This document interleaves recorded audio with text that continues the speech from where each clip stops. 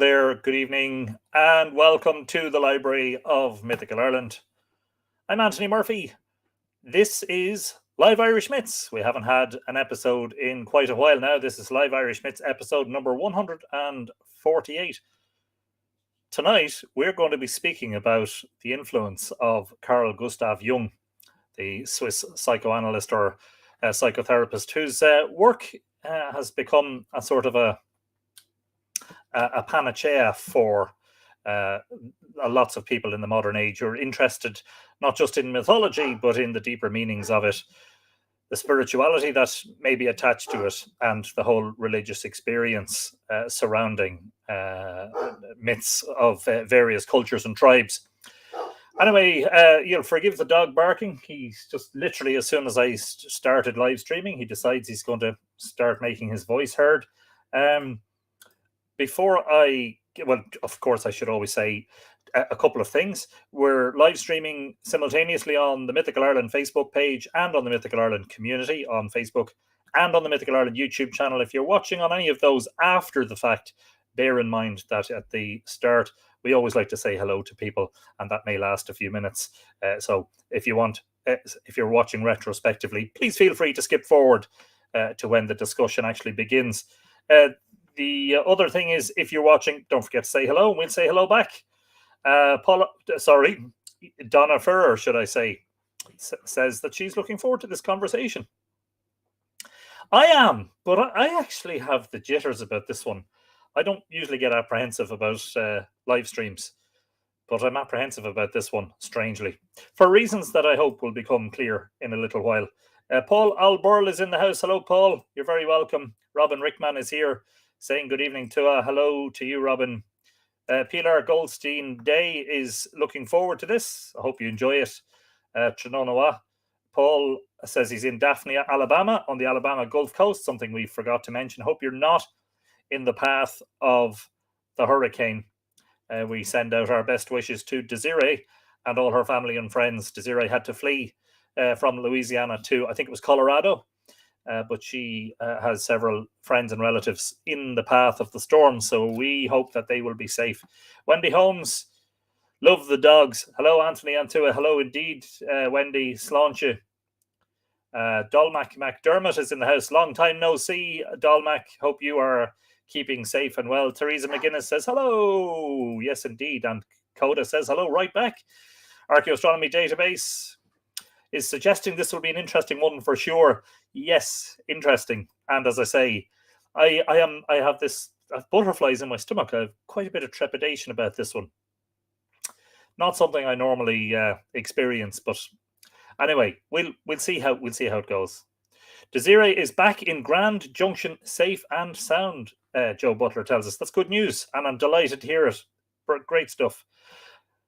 Daisy Peters is in the house, saying hello to everybody. Wonderful week. Yes, indeed, Daisy. Good to see you. Now I have to keep an eye on the Mythical Ireland community because for some reason the identity of the commenter does not come up. So I think that might be Michael Pike. Is it? Is that you, Mike? Yes, indeed, that is Michael. Hello, Michael. You're very welcome. John Main is in South Kerry, where it's overcast. It's overcast here too, having been a lovely sunny week last week. We've had a couple of cloudy days. John, great to see you again.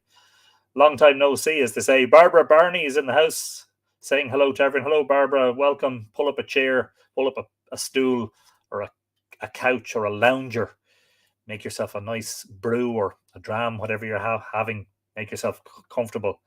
And Lillian is in Rio de Janeiro in Brazil. A very good afternoon to our friends in the southern part of America. Good afternoon to all, says Erica Bow. Hello, Erica. Great to see you. Always a pleasure. Rose Corraine is here, saying hello to everybody and the tribe. Mandy McCurl, who says that it's a beautiful evening on the Isle of Mull. Very glad to hear it. Steve Martinson is excited about today's discussion. Banachdi, Stephen, welcome along. You just have to correlate these. Now, Robin Edgar. I was going to buy some Murphy Stout for this, but circumstances prevent me from getting to the store and back before the live stream. So I will have a pint or two of Murphy's later. I'll enjoy that. Murphy's. Not a lot of people may know that Murphy's is like an alternative to Guinness. John Wilmot. Hello, John. Hello, and well done for having a go at this. I can understand the jitters with this subject. You will be great. Yeah, yes. Let's see first. But yeah, thanks, and it's good to see you, John. Hope life is well with you. John is the Woodland Bard, and John is based up in County Sligo. Shelley Show is in Pennsylvania in the USA. Welcome, Shelley. You're very welcome, Fáilte. Neil Hughes and Mary are in Coatbridge in Scotland, where the Tay agus Fion Jarrug, that's tea and red wine, are ready. Brilliant stuff. Enjoy that. Anne Scott Doherty's in the house. Hello, Anne. Sláinte. Robin Matthews is on the sunny coast in Australia, where it must be really, really early in the morning. A very good Tuesday morning to you, Robin, from us here on Wednesday evening in the Boyne Valley. It's great to see our Australian viewers. Erica Rivertree is in Louisville, Kentucky. Céin chuí a bhfuil tú atá mé comha agus tusa féin, Erica. Sláinte. Super Enter. Good evening, all. Missed you all due to my daughter's wedding. Life has returned to normal. Looking forward to this evening. Brilliant stuff. Welcome, Sue. It's great to see you. One of our regulars, Tracy Winkworth, says hello. Hello, Tracy. Welcome along. You're very, very welcome to our live stream. Peter Woods, who is Office Care 36, says happy Monday. Anthony, yes, indeed. The same back to you, Peter. I hope you're having a good one, and I hope you have a good week. Anne McCallum is in the house.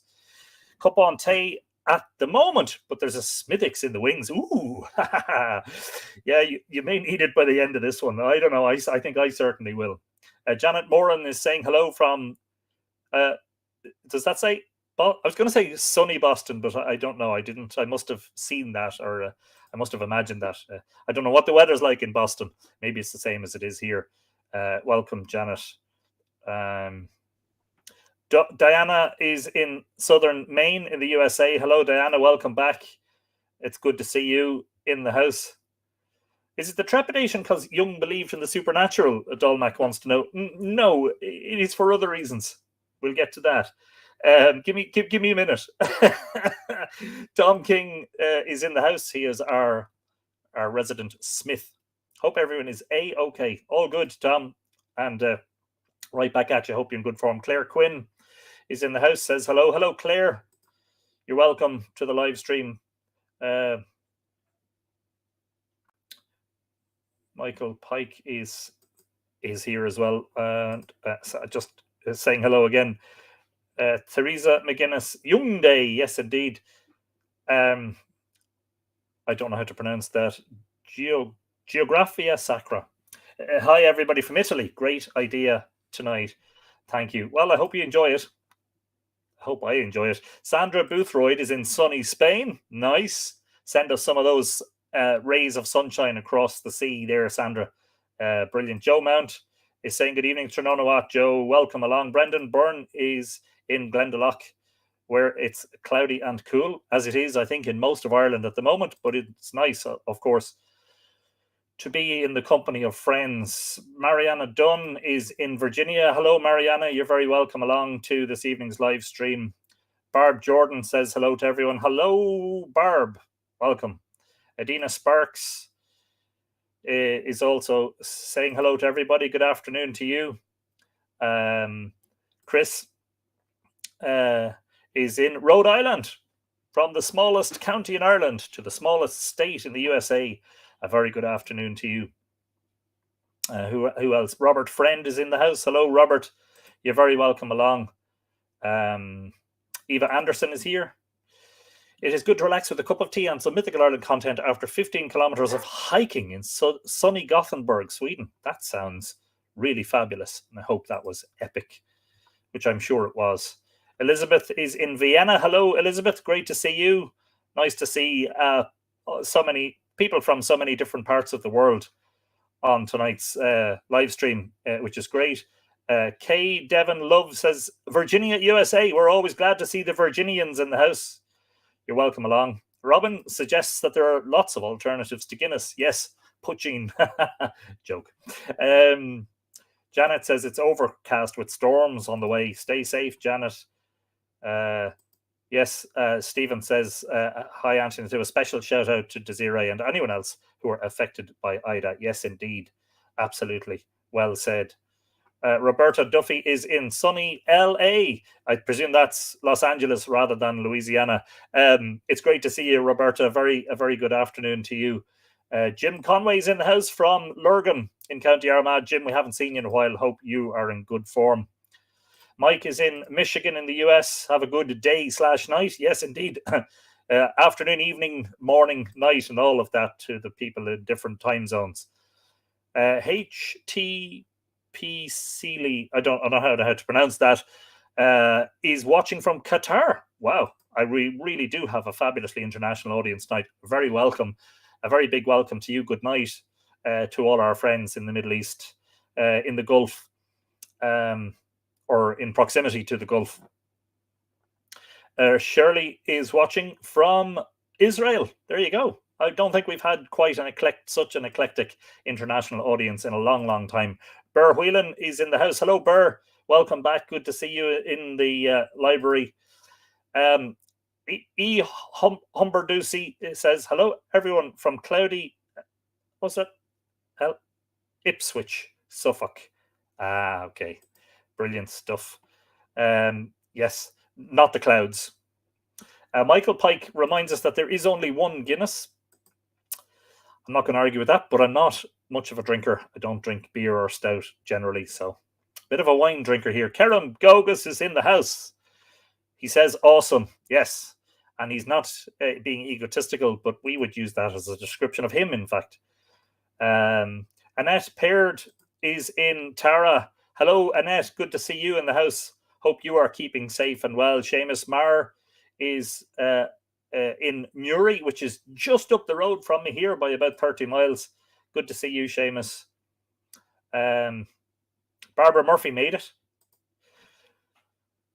1 truckload of books, 26 crates packed and 2 full loads moved and home before the start. Hello, Anthony, my beloved to Gia. Well, let me say that it looks like we're in competition, Barbara, but I wouldn't expect anything less from a Murphy to have a substantial library. Jenna, is it Jenna or Gina, is saying hello. Hello, Jenna. Pardon me for my mispronunciations if that's the case. Margaret Kiernan is in the house saying hello. Cloudy in Mullingar. Yes, seems to be a theme, certainly in Ireland anyway. Sheila Gunn is glad to be on. Yes, indeed, we're glad to have you here as well. A pint of plain in Ireland is unbeatable, according to Neil Hughes. So there you go. Alexei is in the Istrian region of Croatia, an area with some Celtic history. Fascinating stuff. Welcome, Alexei. You're very welcome to the live stream. Mal is saying hello. Indeed, welcome to you. I hope you are in good form. Okay, I'm up to date, I think, with the comments. Not much. Oh, Thomas is in Court McSherry. Hello, Thomas. You're very welcome. Or is it Tomas? You're very welcome to our live stream about C.G. Jung. Tom Lawler is in Tipperary, one of our regulars. Hello, Tom. L to you. Karen Smith is in Cumbria. Hello, Karen. Welcome back to Live Irish Myths. Great to see you. Karen Faye O'Loughlin is in Boulder, Colorado, after missing a bunch. Not to worry. It's great to have you back. And I suspected as much that when the autumn was starting to come in, or the fall, if you prefer, that we would see a return of some people who've been doing other things in the summertime, which is perfectly understandable. Brendan suggests that Murphy's is actually a burnt Guinness. So there you go. Another one we haven't seen in a while is Peter Kennedy, who is in Balbriggan. Hello, Peter. Very good evening to you. From Louth, quick shout down the road to County Dublin. Movanwe Millward is in the house. Good evening, Auntie, and the wonderful too. I've just been on the news looking at second-hand books. Would you believe it? I would believe it. I spend half of my time doing. James Farrelly says, Black Mountain Celt. Sláinte. Sláinte indeed, James. Welcome. Good to have you in the house. So we're already 15 minutes in, and I am going to just start slowly introducing the subject. Before I do, just a reminder that, as always, if you wish to support Mythical Ireland, you could consider becoming a patron. And there's the address there, patreon.com/Mythical Ireland. You get rewards for your patronage.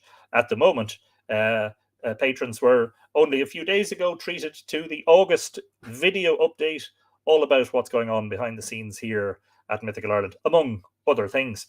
And don't forget, I have to mention that right at this moment in time, there is a special offer which is going to run for the month of September. I know we're still in August, but if you go to the website and go to special offers and discounts, you will see that at the moment there is a special offer for 20% off if you buy all of the publications that have been released this year from the Mythical Ireland stable. That is Return to Segish and the first 2 monographs in the Mythical Ireland monograph series, to be continued. So you get those 3 books 20% off, and I will share that link in the comments before we get stuck in. I'll paste that into the Mythical Ireland community there now, and into I have to pause yes, I have to pause that one and paste it in there as a chat comment, and then on the main Mythical Ireland page. So if you want to get your hands on all 3 at a reduced price, then that's the place to go, www.mythicalireland.com. And as always, thank you for your support. Now, before I go, Royal Hill of Tara Ranger, whose name is Paul, says, well, what's the crack? Sure, the crack's 90, Paul. Sure, how else would it be? You know, it's always good. You know, there's always something interesting happening. Janet Moran saying hello to Coda. Coda insists that he is going to be part of tonight's live stream, whether I like it or not.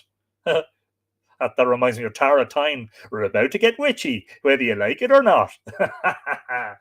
Yes, indeed. And there we go. So that's that bit done with tonight's subject. Oh, goodness me.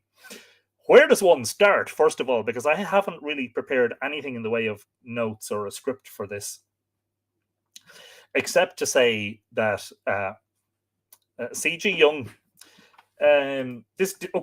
first of all, this isn't designed to be, sorry, I'll hide that. This isn't designed to be either a history of Jung's life or a biography. It isn't designed to be a comprehensive overview of his theories and his work. It isn't designed to necessarily appeal to Jungian fans.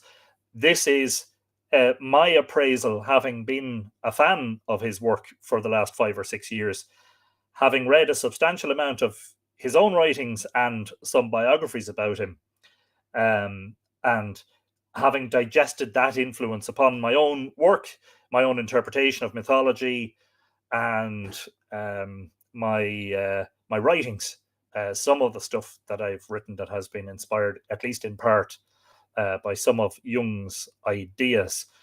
It's really like a discussion about Jung, and it won't all be panegyric either. It won't always be full of praise, because Jung, like the rest of us, at the end of the day, was a human being. And no human is perfect. And I think that it's widely acknowledged that most people have exhibited or exhibit some form of neurosis. In Jung's case, he actually had a psychotic episode, and very nearly had like a complete breakdown, and we'll maybe talk about that. One of the reasons I'm apprehensive is because there are a lot of people out there who know a lot about C.G. Jung, Carl Gustav Jung, and my own fear is that I have because I haven't sort of studied his work for my entire life, and therefore don't have the familiarity with it that many others will have. I feel that I don't have the expertise to talk in detail about him, which is one of the reasons that I'm apprehensive. The other reason that I'm apprehensive is because, as I said, this won't be a panegyric. I want to talk about some of Jung's flaws as well, because I believe it's very important.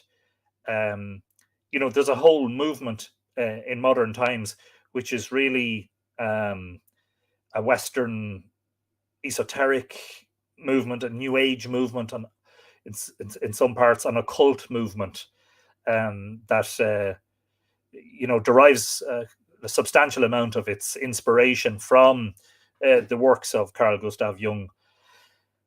And I think it's important that we don't put him on a pedestal too much, because then we deify him. And I don't think we should make gods out of people, because I think actually that's where we always seem to go wrong with what we call organized religion.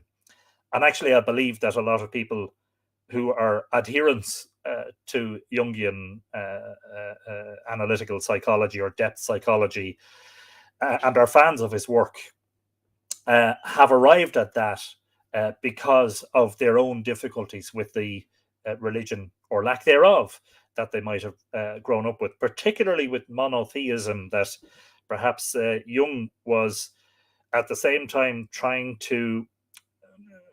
I don't think he was consciously attempting to establish a religion or a cult, but it has been suggested that many hallmarks of what he did would represent cultic behavior. And if you see the enthusiasm with which people preach about Jung today, it's almost like it is a religion and he's a prophet, some sort of disciple. And I think we need to kind of just take just a little bit of an objective step back from that. And admit that perhaps, yes, he wasn't perhaps the saint that everybody makes him out to be. Not everybody, but a lot of people just seem to revel in particularly the stuff around the collective unconscious, which is a big, huge part of his work in relation to mythology, but who seem to perhaps skip over some of the more sordid facts pertaining to his life. What am I talking about? Well, I'll give you just the briefest introduction. So if you want to read about Jung, if you want an overview of his life and work, highly recommended are two biographies written by friends, in one case a colleague. And Marie-Louise von Franz's C.G. Jung, His Myth in Our Time, was actually the book that introduced me to Jung. And I found it brilliant. I found it just resonated so deeply with so much of what I had found in my own journey through Irish mythology, in particular pertaining to the spiritual dimensions and aspects of that mythology. Because I would agree with Jung's contention that I think a great deal of humans, he would probably maintain all humans require nuministic, mystical, transcendent religious experience, because without that, it seems that life is very dull and very empty, devoid of meaning. Marie-Louise von Franz, being a colleague and a friend and a lifetime supporter of Jung, paints, of course, a very subjective picture of him. Another one which I didn't get from the shelf, but I will do briefly, which is absolutely superbly written by one of the finest writers I have ever come across. His prose at every turn is just luscious, is full of evocative imagery. He's a man that was able to relate the sometimes complex, that's an interesting word in relation to Jung, the sometimes complex theories and ideas that Jung had in a readable form. And that is Laurens van der Post's Jung and the Story of Our Time. They're actually similarly titled, C.G. Jung, His Myth in Our Time, and Jung and the Story of Our Time. This is very much a panegyric. Van Franz, not quite so, but it's still quite subjective. If you want to read a really beautiful book, you just can't beat Laurens van der Post. However, we're going to talk about Jung in his fullness as much as we can, but let's all just put a marker down for you. In one of the chapters in my Mythical Ireland book, I tipped my hat to C.G. Jung, and I quoted from Van der Post's book. And it's beautifully evocative. I've read it at least twice. I have a lot of passages underlined. To relish in the superb writing that Van der Post was able to put into words. I sometimes go back to it and just read sections of it because it is so wonderfully brilliant. Van der Post, it transpired later in his life, had raped a teenage African girl, and she had a child as a result of this. He is definitely not without his controversy. If you want a more objective, hang on, I will pause one moment because I need to take a breath. I've only started and I just mind blown already. I'm managing to hold it together.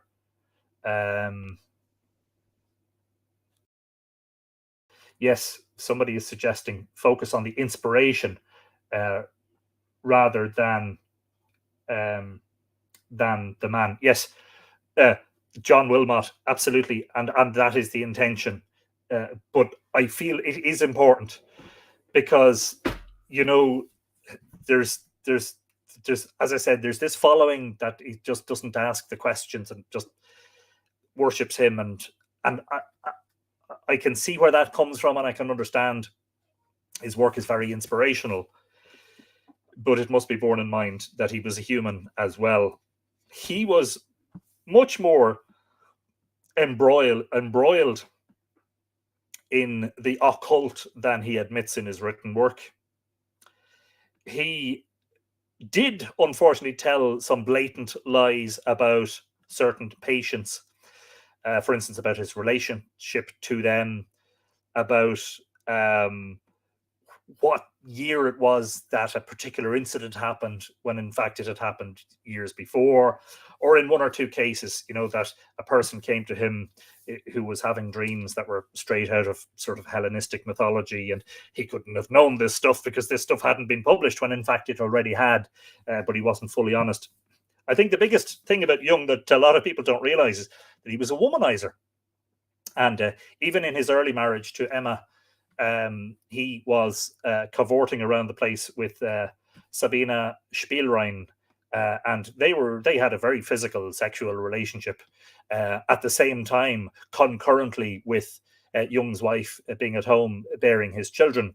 Later, of course, probably the most famous or infamous, if you want, of his relationships was with a former patient, Tony Wolff, who Jung apparently had brought back from the brink of a psychosis and healed her, and she went on to become a therapist.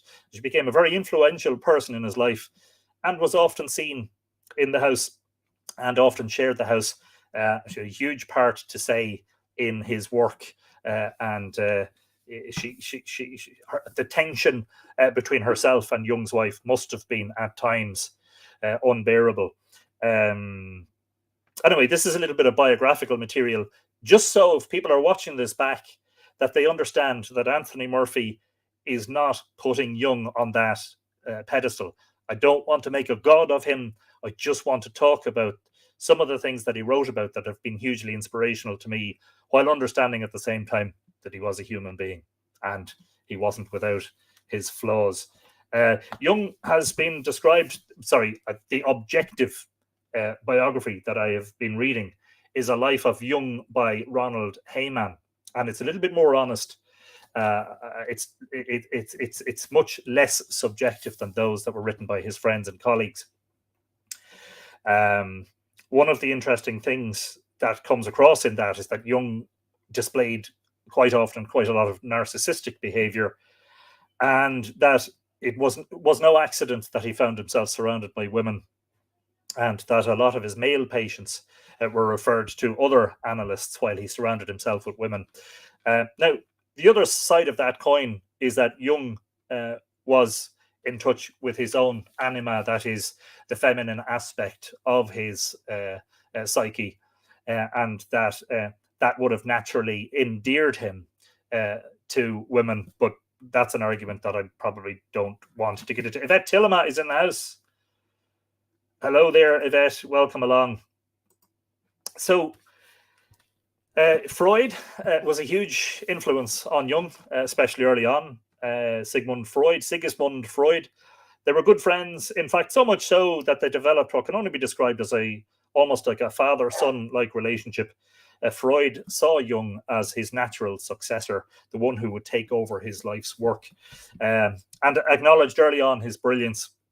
But after a while, it soon emerged that Jung had his own ideas, that he wasn't quite sold on the Freudian view that most dreams can be explained away by infantile sexual fantasies and memories and remnants from childhood, including Freud's very controversial but interesting Oedipus complex, in which the child basically sees one of the parents as a sexual rival for the other parent. But Jung pretty soon realized that no, there's much more to the psyche than repressed sexual memories, etc., etc.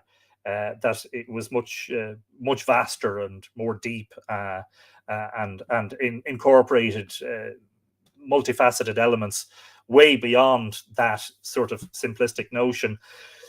A schism developed. They fell out sort of gradually at first, and then there was a terrific crash, bang, wallop, and the relationship soured very quickly. And that was something that I think Jung suffered from in terms of, his natural feelings, and probably physically as well, more so than Freud did. But he owes a lot to Freud, and I think he was still able to acknowledge it long after they had fallen out, that Freud was the first one, I think, who had introduced him to the whole notion of the unconscious. I should say, too, that Paul Garin made a comment on Facebook a couple of weeks ago that he couldn't understand why, or he had an issue with people saying unconscious rather than subconscious. And I just wanted to say that the reason that Jung used the word unconscious instead of subconscious was that he maintained the word sub inferred that this deeper consciousness was inferior to waking consciousness. Jung thought that, what he called consciousness was actually a thin layer, or what he called the unconscious was a deeper layer. But the personal unconscious was a thin layer of that deeper layer, and what he called the collective was much, much deeper. In terms of that, there are a lot of people who I've encountered over the past 25 years, a lot of people who I don't like using labels. I told you before, I don't use the word pagan and I don't use the word Celtic in my written work because they're too wide and vague and they cover so many possibilities.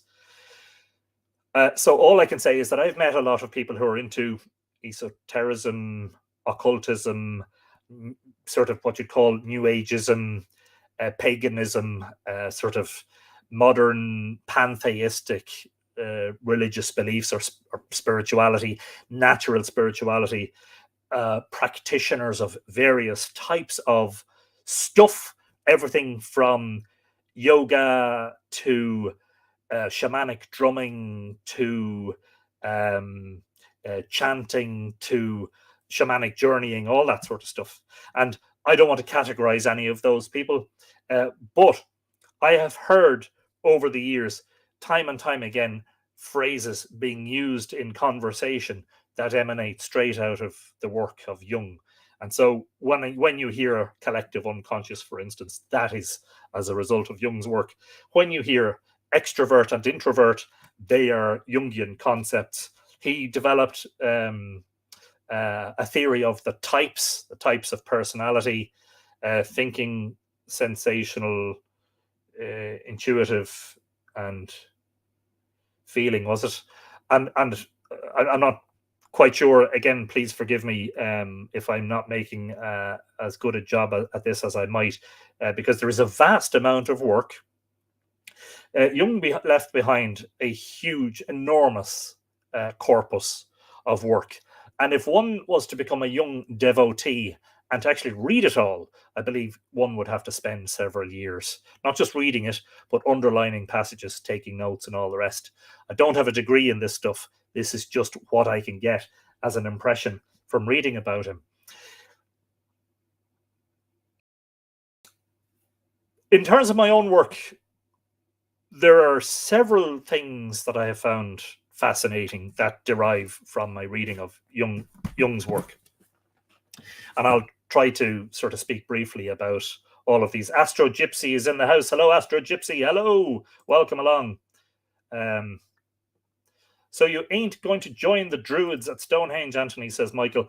Well, I think that I have been honest at all times about this in what I've written and in what I've said, that I consider myself agnostic, that I don't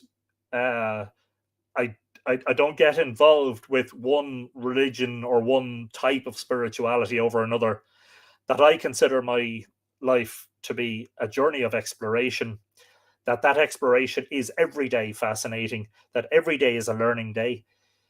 As I wrote recently in my own personal journaling, every day I stumble, every day I pick myself up again. Every day I ask about, immersion into the deep mystery of life. Every day I'm asking questions about, I think, pertaining to the meaning, because that's, I think, something that humans are either blessed or plagued with, or a mixture of both, is the quest for meaning. And of course, I think Jung latched onto this. Just to put it in a bit of context, Jung was the son of a pastor, but it is apparent from what I've read about Jung that as his father aged, it was quite apparent to Jung, or at least it's something that he recognized later, retrospectively, that his father had not quite lost his faith, but had serious doubts about it. If you've read Van der Post's work in particular, you'll know that Jung had certain feelings, and I'm not here to run down anybody's religious beliefs. Really, I'm not. He had certain feelings about Catholicism, Christianity, and Protestantism. He thought the latter in depriving people of the feminine archetype and the iconography, that in doing so, that was detrimental to the spiritual well-being of the adherents of that faith. Not so much Catholicism, which he said was still imbued with symbolism, and which still placed Mary on an equal footing with Jesus as a co-redemptrix. But Jung, after his psychotic episode, which occurred, forgive me if I'm not precisely right about this, sometime around the years 1913, 1914, he had a psychosis and almost lost it.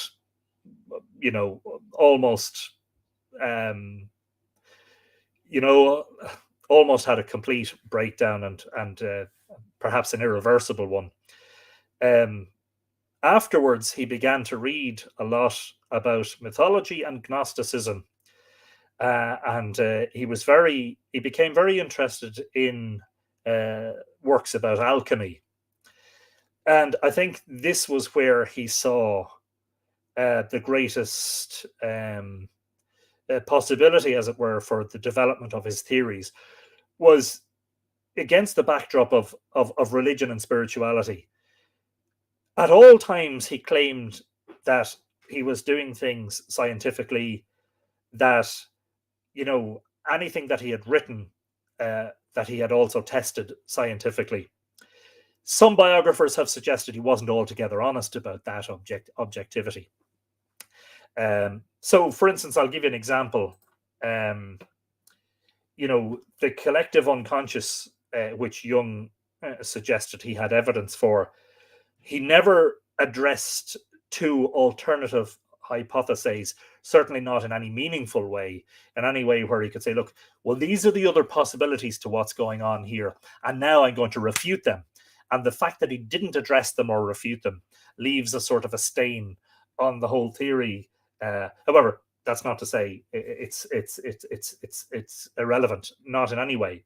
One of those is something called cryptomnesia, which is a word I wasn't familiar with before, and that is hidden memories that one is not consciously aware of.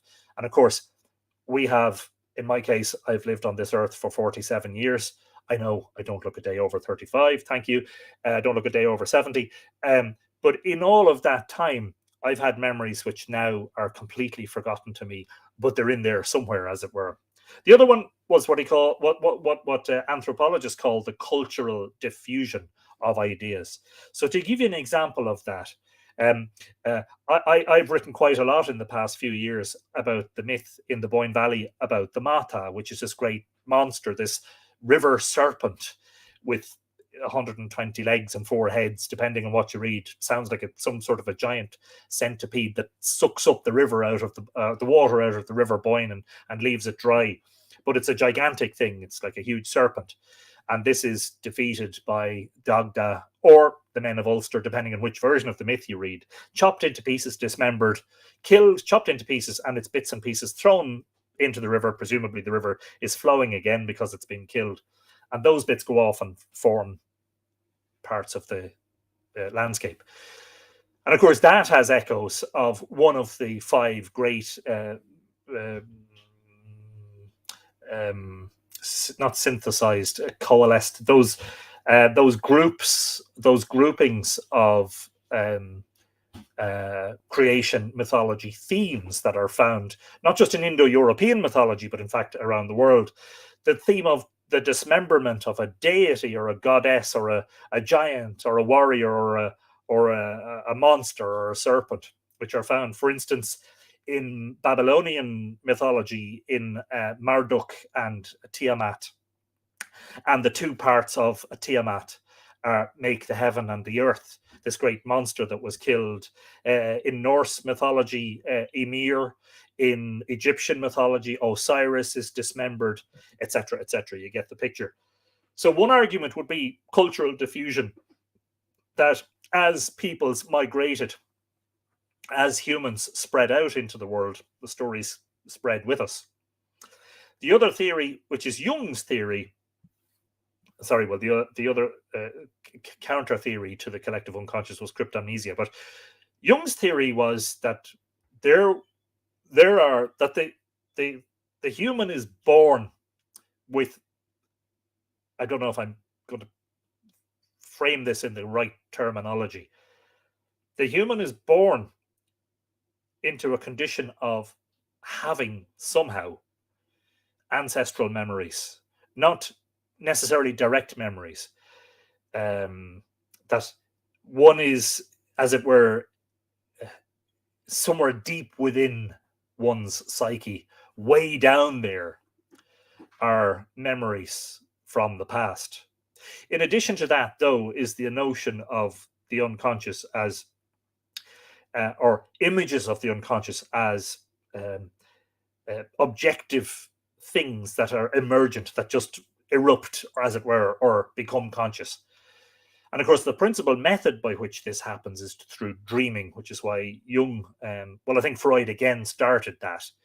Freud published a book on the meaning of dreams, and I think that was greatly influential to Jung. But Jung took it further, because in Jung's mind, it wasn't all related to sex and repressed fantasies of younger age. There are these objective images that Jung says emerge from this unconscious. Some of them are what he calls personal contents, and some of them are what he calls collective contents.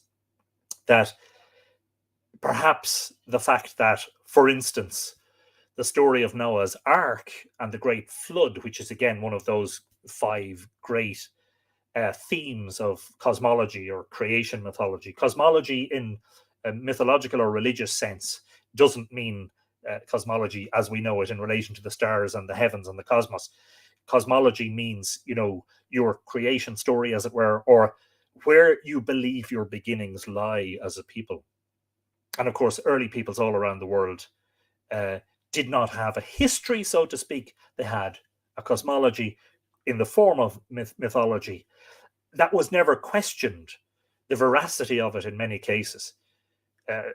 People weren't analytical and um, um, hyper scientific about it back then. For them, that was the only reality they knew, was that our ancestors say that, such and such an event happened. There was a flood and we were punished, and the remnants survived in a floating boat and seeded the new world. And that story can apparently be found in hundreds of variants around the world. Now, the anthropological theory would be that that was diffused across the continents as people migrated. The Jungian theory is that those images emerge from this, what he calls the collective unconscious. It's a very impressive theory, and it's beguiling, I have to say.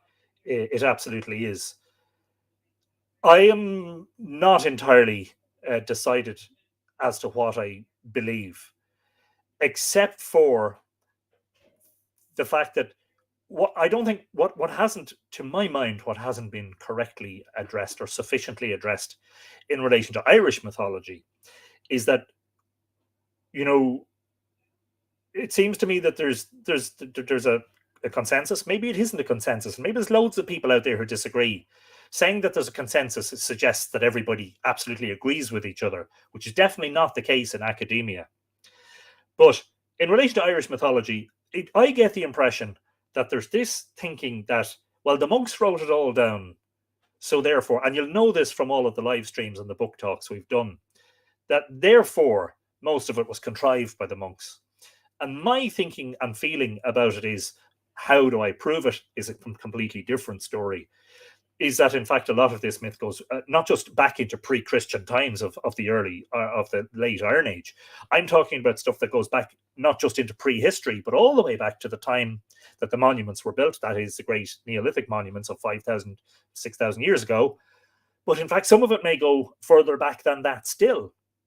For instance, Witzel, in his work, which again is not without controversy because he has basically proposed what is a racial, a very racist outlook of two strands of mythological sort of coagulation, as it were, and that one which is, let's say, more inclined to be associated with Caucasian or Eurasian white peoples is more advanced than that associated with Aboriginals and perhaps darker skinned people.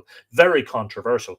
But he suggests that the story about the monster, in some cases the dragon, like the dragon Pa in China, being killed and dismembered, he suggests that some of those stories are 20,000 years old. The notion that the story of the Mata may be the memory of the glacial activity that formed the Boyne Valley, could we entirely rule that out, given that there are Aboriginal tribes in Australia who can remember when, that island out there used to be part of the mainland. That big mountain was on the mainland, but due to a gradual rise in the sea levels, it's now out in the sea and such things. Who knows? It is always advisable not to engage too much in fantasism. Like if there is a prosaic explanation for things, you will find that the archaeologists and the anthropologists and those who study folklore and mythology and early Irish and early Irish Christianity in particular, and the influence of the monasteries, will probably say that's the prosaic explanation.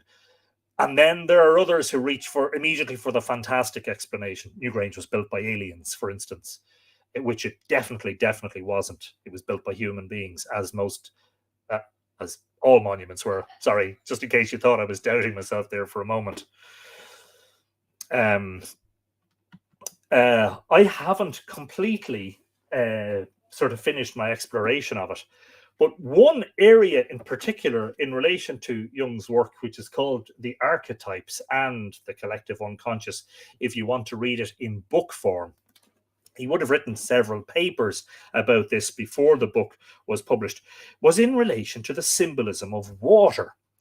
And the symbolism of water is very important to the stories, the mythology of the River Boyne and the Boyne Valley, not least in the form of the story about Mata and its destruction. It's, first of all, its deprivation of the water of the Boyne by drinking it all up, but also in the story of Bowen, who my second monograph is about. Misplaced it now. You know, and I have suggested that in fact she was considered to be primordial, even though she was associated with the Tuatha Dé Danann. No discussion ever takes place in the mythology about who her parents were or who she was descended from. She approached the well of Nectan. The well burst over her, forming the Boyne, and dismembered her as it washed her down towards the sea, and she was drowned at the river estuary. And what is it about looking into the well? Well, if you've read Return to Segish, you will know that I have been greatly inspired by this particular link that Jung makes between water and the unconscious. That water in dreams, he says, is the commonest symbol of the unconscious. I'm just saying that to me personally, that made an enormous amount of sense. If you read Mythical Ireland, when it was published in 2017, it's been republished since, reprinted, and it's going to be expanded again. You'll know that I had not just one dream, but I've had a succession of water dreams throughout my life, back into childhood. And at one point in my life, it was suggested by family, relatives, that to dream of water was to dream of death and dying, and was sometimes to dream of danger, and was to portend death in some cases. And I actually sort of came to establish that fear around water dreams. So I'll give you an example. I want to give you an example. I want to give you a clear example of what I'm talking about so that you know. I keep a dream journal now, by the way, which is something a lot of Jungians do, but I think you don't have to be a Jungian to do it. It's just that I find that if you record your dreams regularly, you're more likely to remember your dreams. And I have made an effort to try and interpret my dreams, but it's very deep and let's call it a mist-filled valley. You know, some things are quite clear as sort of memories of things that happened the previous day. Some of the images of dreams pertain to a particular way that you're feeling at the moment that you hadn't acknowledged consciously. Remember, Jung always insisted that the images of dreams, although they seem fantastic and at times absurd and ridiculous, they are entirely objective products of the unconscious. In other words, the unconscious doesn't contrive. It doesn't say, okay, we need this to look in a certain way and to project this in a certain way so Anthony will understand it. Apparently, Jung's thinking was that these emanations from the unconscious were what he called objective. And therefore, sometimes they're apparently bizarre. But what's not bizarre sometimes is that dreams are filled with fear, trepidation, you know, the feeling of, you know, that feeling that you get that, oh, you know, you awake from a dream and you say, geez, that was very unpleasant. You might wake in a sweat. You might find, as I have sometimes done, that your heart is literally pounding in your chest. I have a watch that tracks my sleep. According to the app, I have, you know, a certain amount of REM sleep a night, a certain amount of light sleep, and a certain amount of deep sleep. I have found at times I have woken in the middle of REM sleep when I've been having vivid dreams and I've been sweating and my heart is pounding. I think everybody's had that experience. One of the many examples I could give you, though, was that I had a series of dreams, and there's one in particular that stands out, that I was standing at a cottage in a garden. And it is a very simple dream and a very short dream. There's nothing sort of this isn't an epic. This isn't a long drawn out dream that took place over several hours. It's a very short dream, but it left a lasting memory on me. And that was, I was at a cottage in a garden, and the landscape in a particular direction was beautiful and it was a nice day. But just as I turned around and looked in the direction that intuitively to me was saying this is west, which is where the Atlantic lies when you're in Ireland.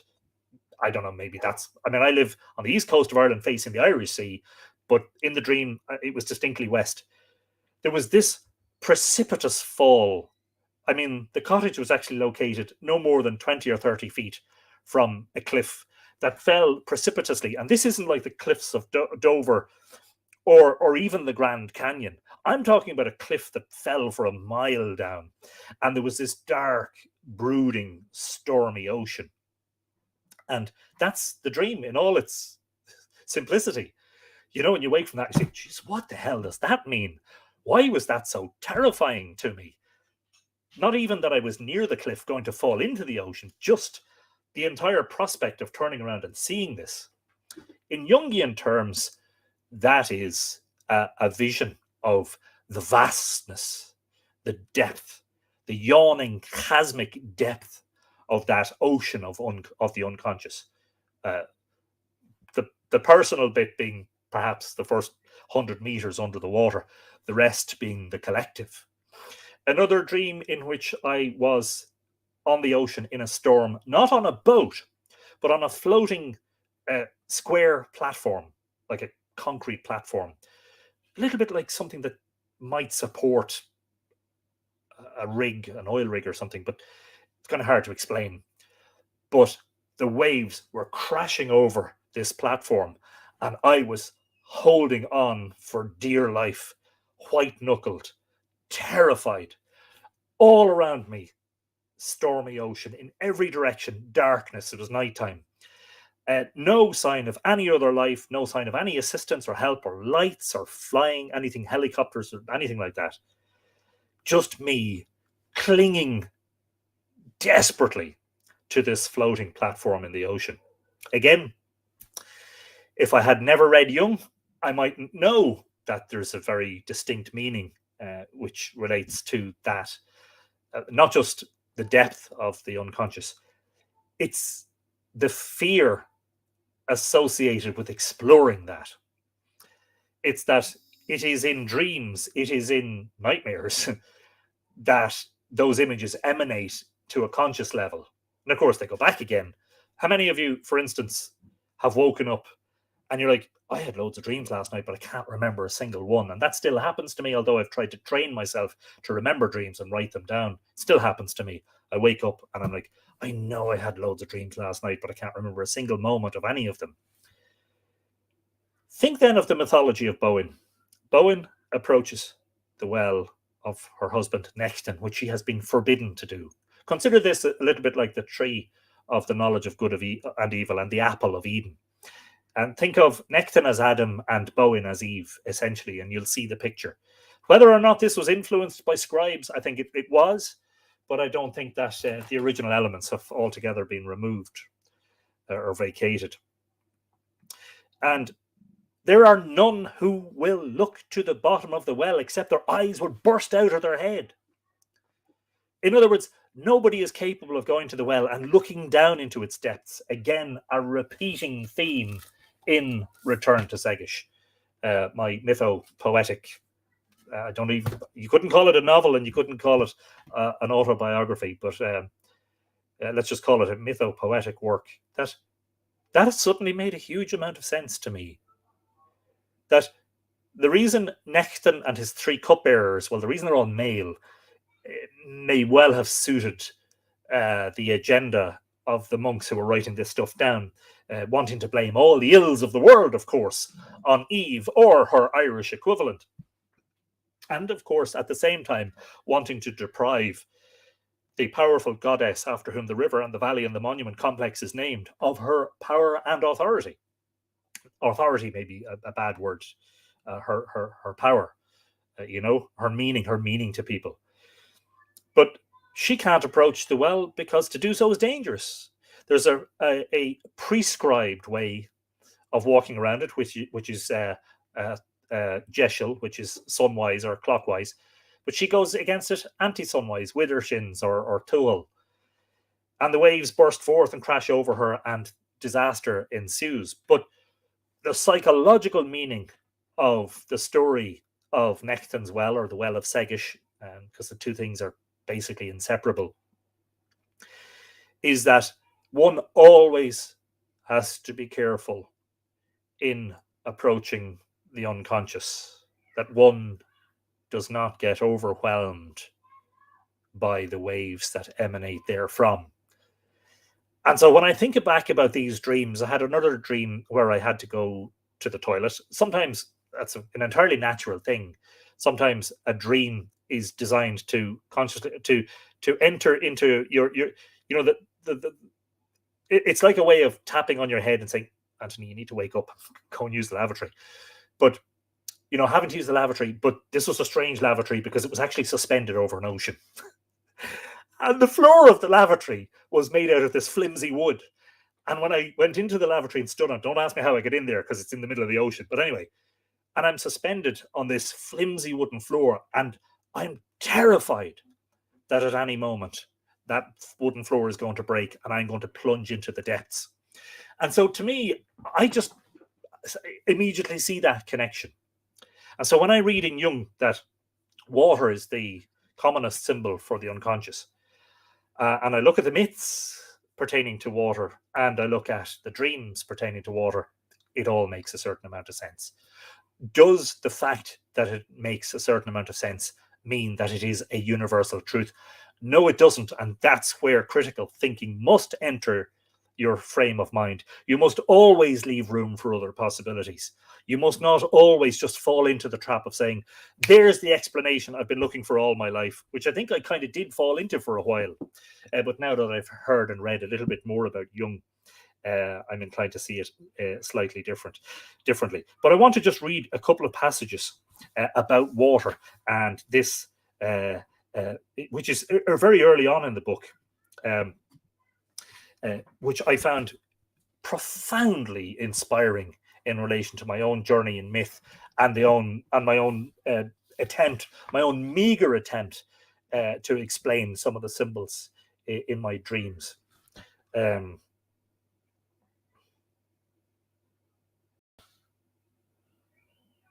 Just want to make sure I'm not skipping any.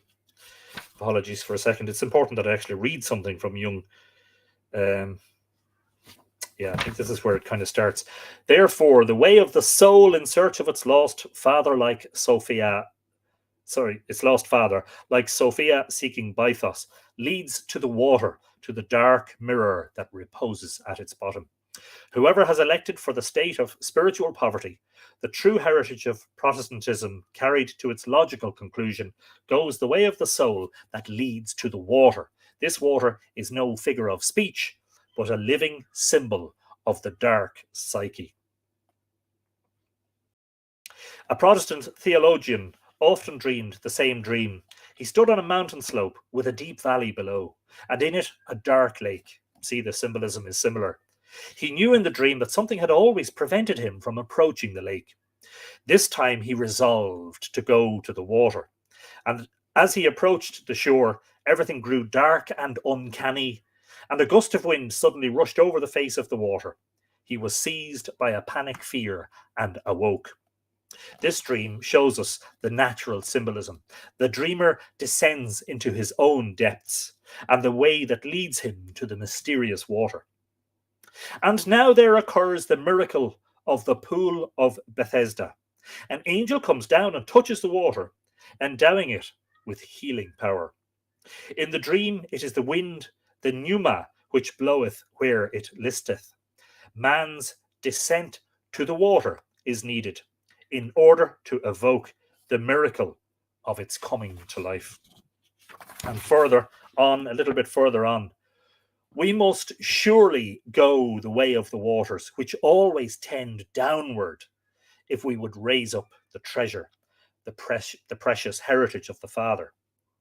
In the Gnostic hymn to the soul, the son is sent forth by his parents to seek the pearl that fell from the king's crown, in a similar way that Finn McCool is asked by the Cailleach to retrieve her, is it bracelets that have fallen into the lake on Slieve Gullion. And he does so, and he retrieves them. But when he comes back, he has the appearance of an old man.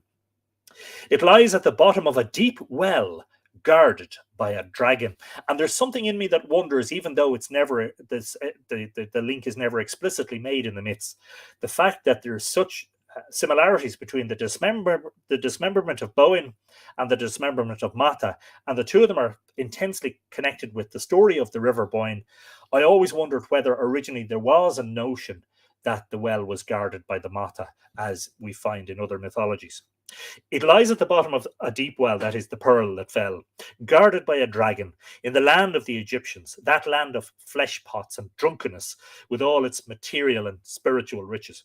The son and heir sets out to fetch the jewel, but forgets himself and his task in the orgies of Egyptian worldliness, until a letter from his father reminds him what his duty is. He then sets out for the water and plunges into the dark depths of the well, where he finds the pearl on the bottom, and in the end offers it to the highest divinity. And you'll see the symbolism, the metaphors of Return to Segish, where I talk about the salmon in the well and the Kno, this hazelnut of wisdom that falls from the magic hazel trees down into the well, and the talk of me going down there to retrieve it, and following the salmon on its journey down the river out to the ocean, into those vast depths of the human experience, or the human psyche, or the human unconscious. And here he says it very specifically. Water. Oh, sorry, I need to read this. This was a letter he received from a person unknown to him who lived in Vancouver. The writer is puzzled by his dreams, which are always about water. Almost every time I dream, it is about water. Either I'm having a bath, or the water closet is overflowing, or a pipe is bursting, or my home has drifted down to the water's edge, or I see an acquaintance about to sink into the water, or I am trying to get out of the water, or I am having a bath and the tub is about to overflow, etc. And these are Jung's words. Water is the commonest symbol for the unconscious. The lake in the valley is the unconscious, which lies, as it were, underneath consciousness, so that it is often referred to as the subconscious, usually with the pejorative connotation of an inferior consciousness. Water is the valley spirit, the water dragon of Tao, whose nature resembles water, a yang embraced by the yin. Psychologically, therefore, water means spirit that has become unconscious. So the dream of the theologian is quite right in telling him that down by the water, he could experience the working of the living spirit, like a miracle of healing in the Pool of Bethesda. And it should not surprise us to find that, of course, one of the greatest stories of the Boyne River is the one that I wrote about in the first of the monographs, which is about Finn McCool and the Salmon of Knowledge, that the Salmon of Knowledge is the boon which will be retrieved from the dark pool of the Boyne. That treasure that says Jung believed and often reiterates in his work is down there to be retrieved. However, I believe that the message of the story of Nechten's Well is one that is not one of proscription necessarily, but is one that just warns us to tread carefully. That when one becomes overwhelmed, Jung believed that complexes usually arise, and neurotic behavior usually arise out of, awkward or difficult memories or aspects of relationships with members of our family or friends, or things that we've done or said that we wish to repress. And so down there also are all those things that we've kind of pushed away into the dark closet, as it were, pushed down into the darkness of the ocean, and which eventually we almost become completely unconscious of.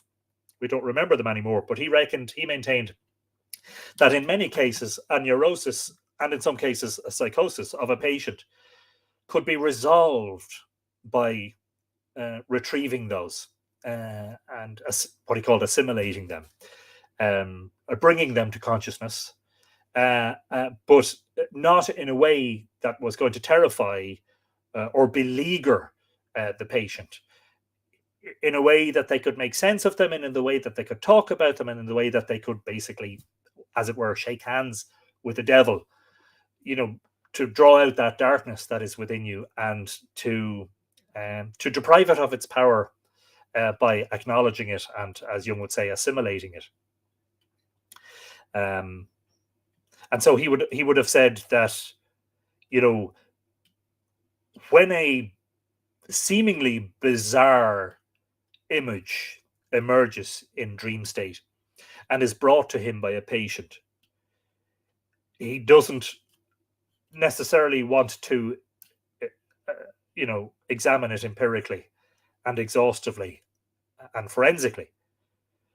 What he wants to do is talk about it, and talk about the patient's life, the state of their relationships, what's going on with them professionally, maybe personally, and to reveal the meaning of that symbol. And sometimes that took a half an hour chatting with a patient. Sometimes it took months, and sometimes it took years. And that is the nature of dream symbolism, that it is quite often obscure, and we don't realize it, but the absurdity of the imagery sometimes is just an indication of the absolute objectivity of those images. But Jung would have said he wanted to know what conscious behavior or situation was the dream compensating. And if you could find those two things and marry them up, as it were, or cancel them out, you would oftentimes lead to resolution. There was one dream in which a gentleman it was a professional gentleman, this is a patient of Jung's, had achieved quite a lot in life, had been quite an ambitious individual, and had reached a high rung on the ladder, so to speak, and was a wealthy man and earning lots of money, but who still, believe it or not, wanted to go higher. And he had a dream that he was trying to catch a train, and that he was kind of running a bit late for the train, and he was running down the platform, and the train was taking off, and that it built up speed very quickly. And he said, because of the sinuous nature of the tracks, and they were quite bendy and curvy, that the train was going to crash. And Jung was able to describe that in very simple terms to him. He didn't like it though, because he wasn't able to deal with his own ambition, and so he wanted to hear a different meaning for it. But the objective meaning was that you're trying too hard now. You're trying to catch a runaway train, and if you jump onto that train, you can see the disaster that's going to happen. Just be happy with your lot, and just you've reached a certain level, and just say, praise be, thanks a million, that's great, I'm grateful for what I have. I have only just Mary Hanrahan, you can get Return to Segish on the website on mythicalireland.com in the gallery and book section. Sorry, the gallery and shop section under books, signed copies, usually dispatched within 24 hours. It's also available in the shop at Ishnok. It's also available at Waterstones at Drogheda, but I can post them worldwide from here. Now, I've only just begun. I've just realized that I'm already pretty much an hour in. I want to talk about synchronicity briefly. I know we've spoken about that before. I'm just wondering now at this point whether we should consider a second episode rather than persevering for another hour. I think what I should probably try to do is to talk for the rest of this episode about the other aspects of Jung's work that have inspired me, and perhaps leave the chunkier subjects for a second live stream. I don't know what you think about that. I certainly don't want to get onto a fast-moving train that's heading towards some curving tracks at speed. Don't want to bite off more than I can chew, so to speak. I think that's what I'll do. I want to devote, and maybe it'll give you a chance in the meantime to read it. I want to devote a significant amount of time to what I believe is Jung's most important work. I don't know how many people suggest this and how many people would agree with me. I think a lot of people would say Archetypes and the Collective Unconscious. Jung's answer to Job, I believe, is one of the most important books of our age, actually, and addresses a lot of issues that have, let's say, been important to me in my own religious and spiritual journey through life. So I think we will have an episode 2, because you're all running out of steam, as Burr Whelan suggests, and there's no point in trying to do it all in one go. I feel as if I've only just begun. Pardon me. I think probably it would be a good idea to read from Van der Post to finish. Despite Van der Post's obvious flaws as a human being, and I certainly don't want to excuse his behavior, but I don't think that we should throw out the beautiful writing that he did, which is very valuable, and I think gives us an insight, or some insight, into Jung, even though it is a panegyric and it is very praiseworthy. He liked Jung, I think, from the very get-go, from the moment he met him. Jung made a huge impression on him. And it's actually easy to see how the two of them liked each other, because Van der Post had spent a lot of time in the army, in the British Army. I'm wrong about that, aren't I? It's not the British Army. He'd spent a lot of time fighting in the wars, and he'd spent a lot of time in Africa,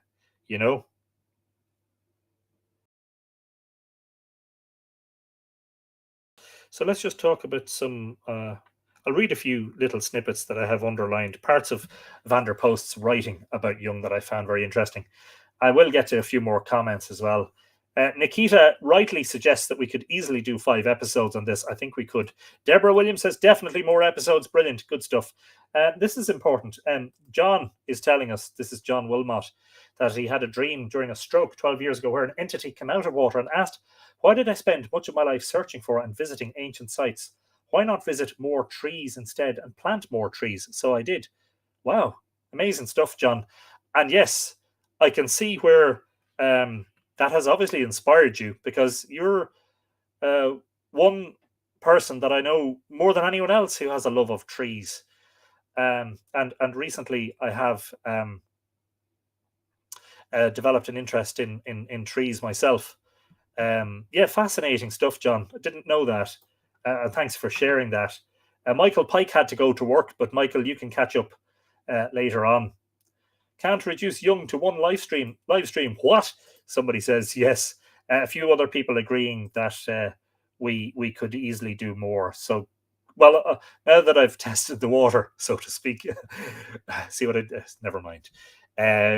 Couple of jokes maybe before I read from Van der Post. Now that I've suggested it, it seems to have been well received. Yes, I was going to tell you that I used to think that orthopedic shoes were overrated, but I stand corrected. I accidentally swallowed some Scrabble tiles, and now I'm having constant vowel movements. The next trip to the lavatory could spell disaster. Sorry, don't mean to laugh at my own jokes. I'll allow you to give the thumbs up or the thumbs down or the face palm, whatever happens.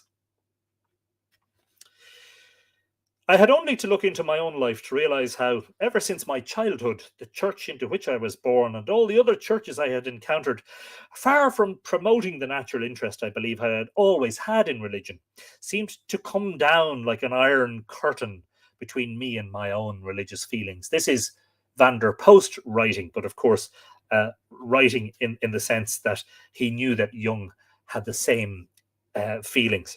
This reaction was something that came about despite myself. I tried hard to like the church. I fought my natural reaction away from it for years because of the history and cultural conditioning of my family, the example of parents I loved, and the precepts of friends and masters I respected. Also, I acknowledge the need for churches and religious institutions in the collective life of man, something that I believe Jung was very acutely aware of. I was born profoundly biased their way. Wherever I went in the world, I took great comfort in looking not only at Christian churches, but also entering the temples of countries as far away as Ceylon, India, and Japan. Indeed, any ground consecrated by pagan, Hindu, Buddhist, or Christian in the name of their gods had similar numinous effects. For instance, I was deeply moved at the sight of the modest piles of stones raised at random by the almost vanished Hottentots to their god hero Hetza Abib in some wasteland of southern Africa. I don't know if I'm pronouncing that wrong, and if I am, I do apologize. Hetza Abib was a divine intangible for them, revealing himself in the red of the dawn as a spirit coming home bleeding after battle fought on behalf of light against darkness, and who, though often killed in his role as their god hero, was unfailingly resurrected and always reminding them of his reascension in the rising wind, etc., etc.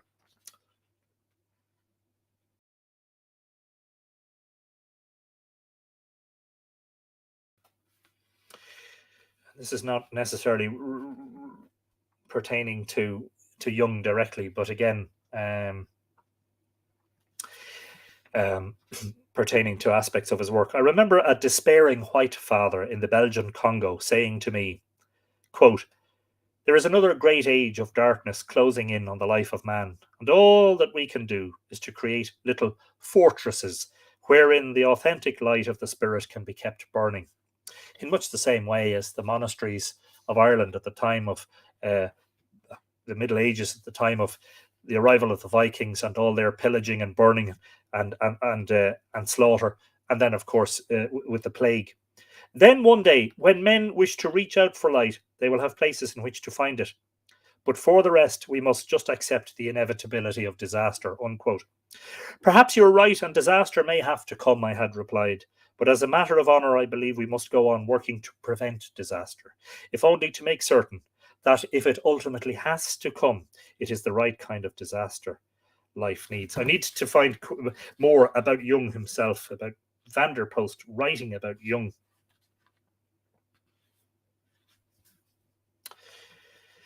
When after this, I told him of a book I had just written about Africa, which had as its text a quotation from the Elizabethan Sir Thomas Browne.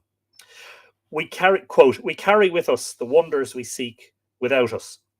There is all Africa and her prodigies in us. Quote, he was deeply moved. He wrote it down and exclaimed, "That was and is just it. But it needed the Africa without it needed the Africa without to drive home the point in my own self." Although Africa had thus given him final confirmation of his recognition of the collective unconscious in man, he spoke to me on that same evening of three other personal values extracted from Africa. He stressed that his and everyone's first duty was to his own culture, place, and moment in time, and the material on which he had to work was always what was nearest and came most naturally to hand. Of course, in his case, he had bundles of material, Teutonic or Germanic, Celtic, mythological material, Aryan material, as it were, and a little bit further afield, the classical stuff, the Hellenistic stuff.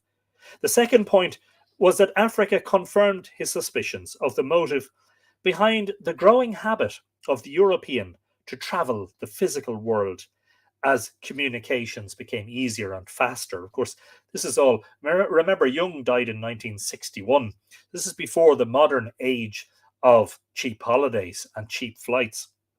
There was for him in this a certain element of evasion, without denying the validity of travel for specific ends.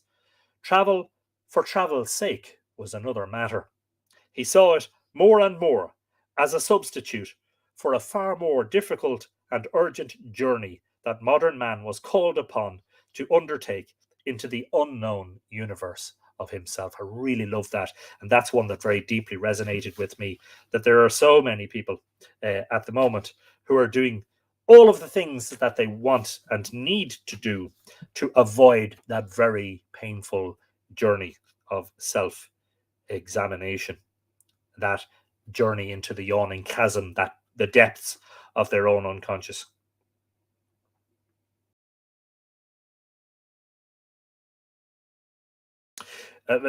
Some brief snippets, quotes here and there. Metaphorically, he, Jung, was concerned with making fire for greater light out of the darkness of the mind, and to determine, among other things, what it was in man that so often arose to extinguish such little light as he possessed. One of the reasons I really like Jung and I like reading this material is that I feel that a lot of this material is intensely relevant to the age that we live in right now. Not just the age that Jung lived in the 20th century, when technology was advancing and cities were growing and there were the world wars, etc. It is perhaps most creatively the feeling that in the midst of our own partial knowing and experience of life, there is the presence of something far greater than man can comprehend. Something about the dark soil of Germany and the darkness of the Rhine and how that resonated, but I won't go into that now.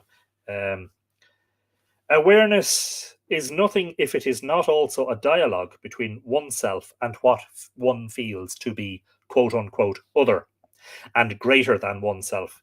Inner dialogue exists between what one knows and what one does not know, between what one is and what one is not. It exists between what one is called upon to be and to serve. It exists where the last horizon of a known self meets the mystery which encloses it, as does the universe, the earth. Something I should say about Jung too that I forgot to mention, you could file this under, criticisms or aspects of his personality. He did frankly admit that he felt he had two personalities, a number one and a number two. One of them took the form of an older, wiser man who had apparently lived his life and looked back with some chagrin at times on the other personality. It has been suggested that Jung was schizoid, was displaying symptoms of schizophrenia, and that this was something that perhaps he suppressed to an extent. I think he's been fairly open about it in what he's written, in fairness. I think ultimately, if you want to make a determination about the validity of the man's work, regardless of what the modern psychotherapists might think of it, you have to read it for yourself. And that is a task that I can only assist you with by recommending material, but you've got to do the reading yourself. In terms of, sorry, there's one that I must mention before I fly out the door.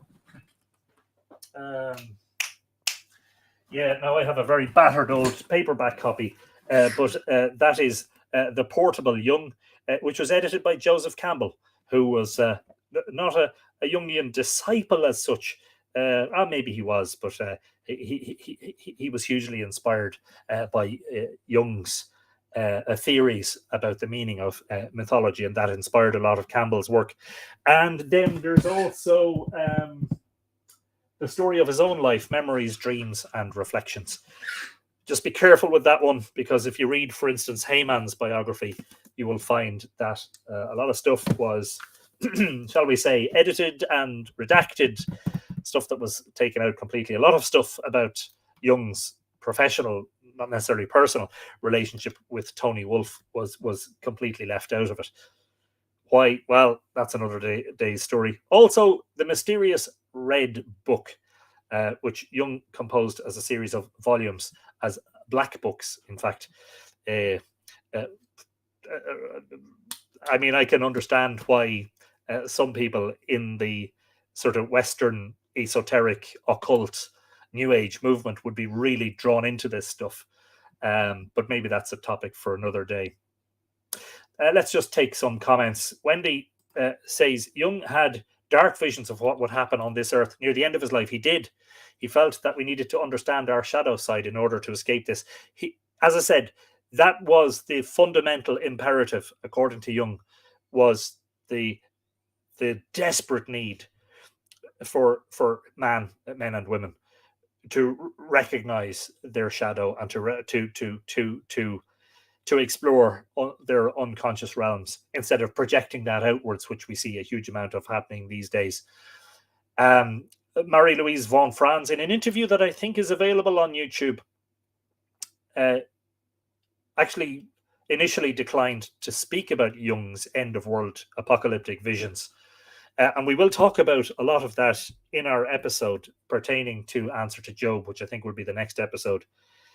That she said Jung felt that we only just had a chance to sneak around the corner.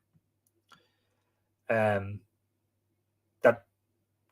there was this thin sliver of hope that we could avoid the ultimate disaster, which, you know, if you think about it,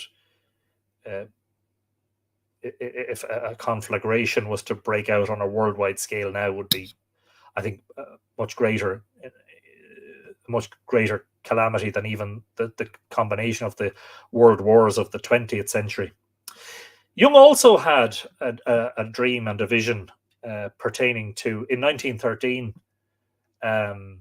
which is the year before the Great War broke out, of Europe being sunk or being inundated in a sea of blood, which he later realized was a prophetic vision of the Great War that was to come.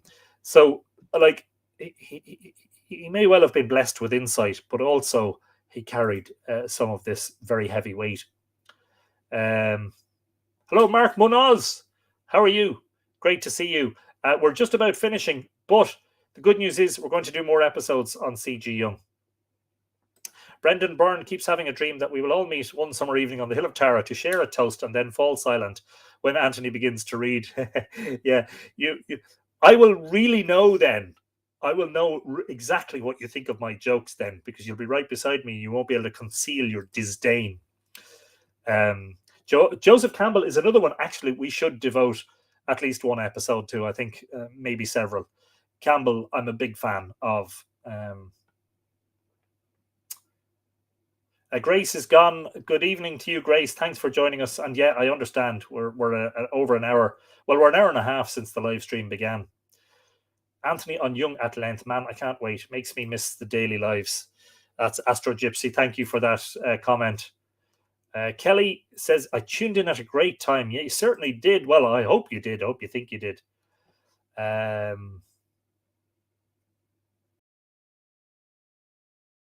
Did you hear about the masochist? This is a joke from Neil. Did you hear about the masochist who liked cold showers? He took hot ones. Brilliant. Yes. Yes. Robin Rickman, past, present, and future walk into a bar. It was really tense. Love it. I see some responses to my joke. Some of them not that good. Some of them okay. So yeah, let's pencil in an exploration of Answer to Job. It's the one that certainly, apart from, as I said, the aforementioned water, riverine, oceanic symbolism referring to the unconscious, and synchronicity, which is another important one. Is definitely one that has been very inspiring to me, and very inspiring to me as a lapsed Catholic who is now an agnostic, not quite an atheist, and who studies the pantheism of ancient Ireland. Interesting position, I think you'll agree, for someone to be in. But all of this has given me a wider vision of religion and spirituality, both in the communal sense and in the personal sense. And that resonates very deeply, I think, in the work of Jung, which at the end of the day is or partly is an exploration of the transcendent or religious experiences of humankind. Yvette can access or tries to access her conscious through a new age technique of journeying. and sometimes the insights literally shock me. And I think that's one of the things that, you know, plagues modern spiritual practice, is the idea that, you know, this notion that we're, you know, the love and peace movement, that the danger of that, which we'll talk about quite a lot next week, is that you know, you're completely ignoring your shadow side, you're suppressing it, you're basically saying, I'm full of love and peace and happiness and joy, and that's what I want for me and for the world. And you forget that there is a natural antinomy, a polarity, a dichotomy in the human psyche, which consists both of good and bad parts. And that, here's a tee up for next week, that God and the devil reside in every one of us. There you go.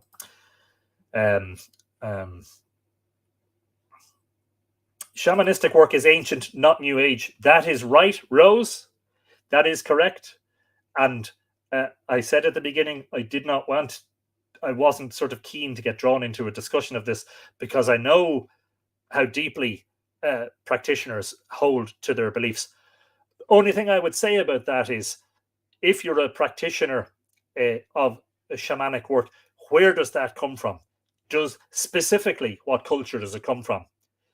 Does it come from Irish and Celtic mythology, or does it come from somewhere further afield, like Siberia, for instance?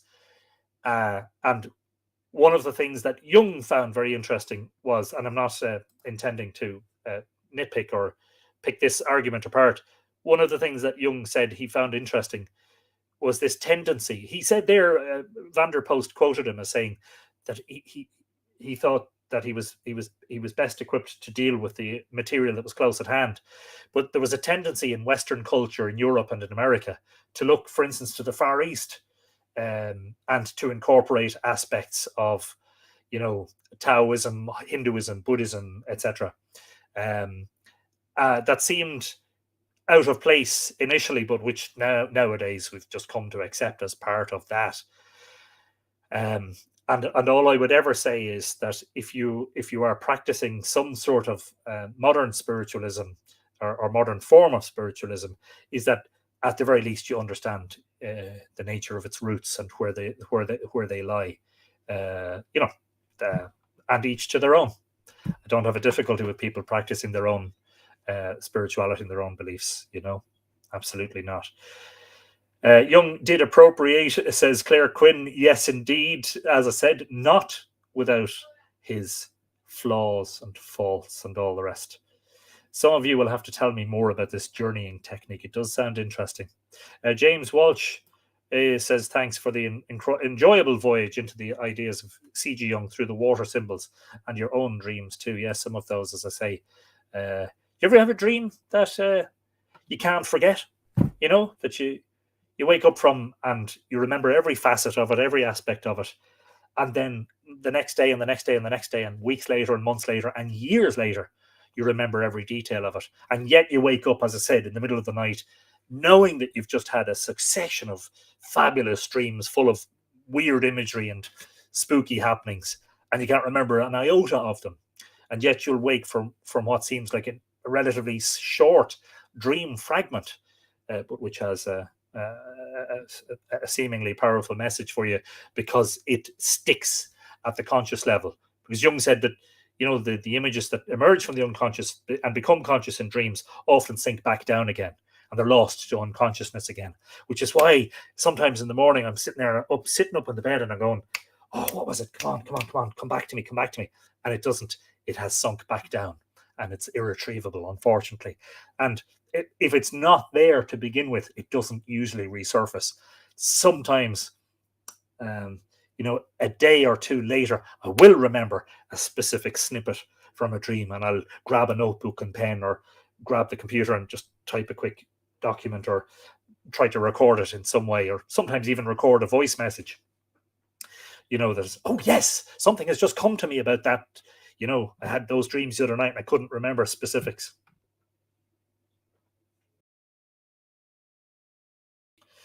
I think it is always the wisest advice. I'm just trying to find out whose comment this is. I think the wisest advice in relation to spirituality is to be aware of those. It is John Wilmot, indeed. I'm not surprised, John. Sorry, I meant to put up your comment. I tend to be cautious when someone says they're shaman or druid, because I feel that is up to people to describe practitioners that way. I have a funny story when people started to call my father a druid during the 70s. Yeah, I think for the record, and maybe one to close on, because we could go on all night, is to say that in relation to my own work with the live streams, with the website, with the books, please do not ever arrive at a situation where you believe Anthony Murphy is some sort of druid or shaman or priest or guru. I have no wish to assume such lofty and, to be honest with you, unreachable ideals for myself. My journey is constantly, and as far as I'm concerned, always will be one of plunging into that mystery, of plumbing those depths, of trying to make sense of it. Sometimes I find I can only do that through poetic writing. It's not possible to do it, as nonfiction or as ordinary prose. All I'm trying to do is make sense of my own journey. On the way, I've shared some of that, and that has resonated with people. Don't please ever consider me a priest or a guru or a shaman. Don't put me on that pedestal. I'm human. I'm on the same level as all the rest of you. And I mean that from my heart.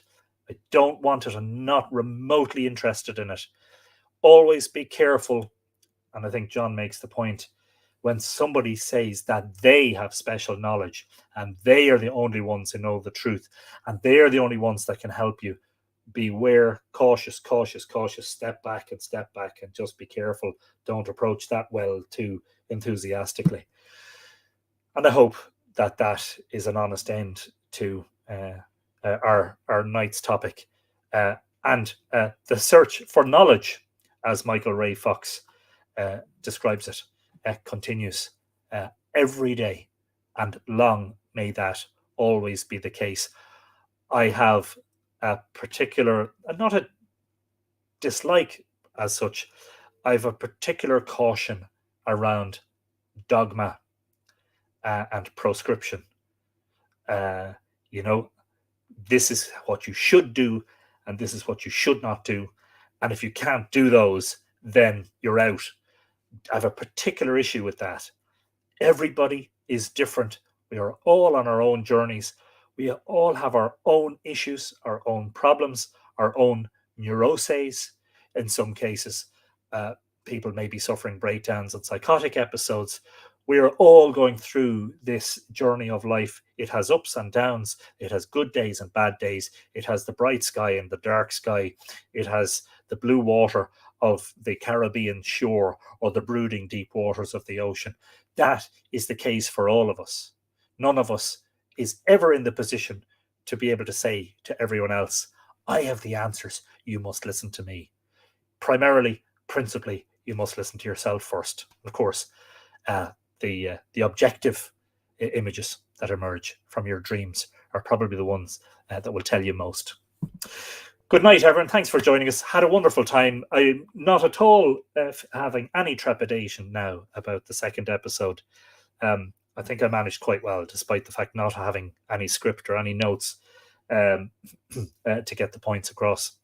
And I hope you've enjoyed this exploration of the works of C.G. Jung. And yes, there will be more, and there will be more, indeed, episodes about Campbell, which seems to be another request.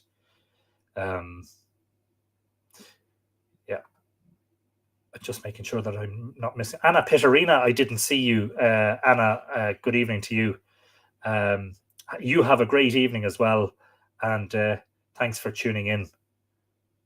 And I'm glad that there weren't too many people who seem to have any difficulty with the fact that it's an hour and 3/4. Doesn't time fly when you're having fun, or when you're at least having an interesting exploration? Stay safe, everyone. I have this set of phrases that I use every evening, and it strikes me that some of you are in Australia and the Middle East. I always say "ikawat," which means good night. But look, wait until it is nighttime where you are and have a good night. Lawa, kolosov, which means sound sleep when you do go to bed, and may your dreams be good ones and insightful ones. Slán go fóill, which means bye for now. And the most important of all, Tóg go bogé. Take it easy. See you on the next one. Don't know when that'll be. Maybe next Monday. Maybe sooner. All the very best. Thanks a million.